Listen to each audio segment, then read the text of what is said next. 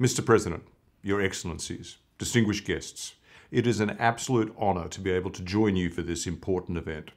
Friends, I have one headline message to deliver to you today. The global business community, as represented by ICC, the most trusted business organisation in the world, stands squarely behind the goals of the Paris Agreement, and more specifically, to doing all we can to drive the investment, innovation and action needed to limit global temperature increases to 1.5 degrees Celsius.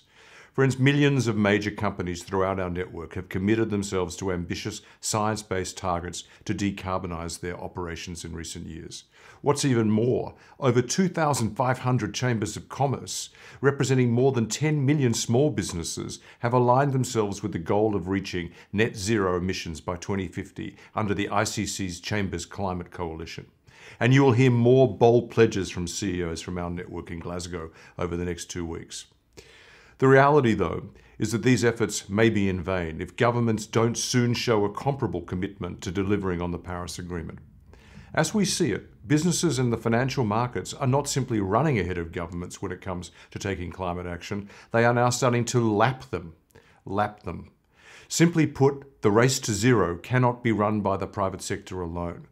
Governments must set the course by establishing clear policy frameworks and incentives that are capable of delivering decarbonisation at the necessary pace and scale. COP26 must represent the firing of the starting gun for this process. To achieve this, we call on governments to focus on achieving 3 fundamental outcomes over the coming 2 weeks. First, it's imperative that advanced economies make good on their promise to mobilise $100 billion in climate finance for emerging economies. Promising is not enough, you must deliver, and you must commit to deploying these public funds through vehicles that catalyse new investments from the private sector in areas such as renewables, energy efficiency and resilient infrastructure. Second, we urgently need all governments to establish credible national climate action plans that create an enabling environment for rapid decarbonisation of the real economy. These should, in our view, make full use of untapped policy levers such as government procurement and export credits, and commit governments to establishing carbon pricing regimes that truly work to stimulate green growth. And finally, and on a related note, we need governments to deliver on the missing piece of the puzzle when it comes to operationalising the Paris Accord. Make no mistake, the negotiations on Article 6 of COP26 are not a technical process or a sideshow from a private sector perspective. They are, simply put, a first-order priority for businesses, large and small. From an environmental perspective, it's increasingly clear to us that cooperative approaches, in particular international carbon markets, are urgently needed to accelerate the pace of decarbonisation of the global economy. As we've seen from the COVID-19 pandemic, threats to humanity know no borders, and they cannot be effectively eliminated when countries walk separate paths.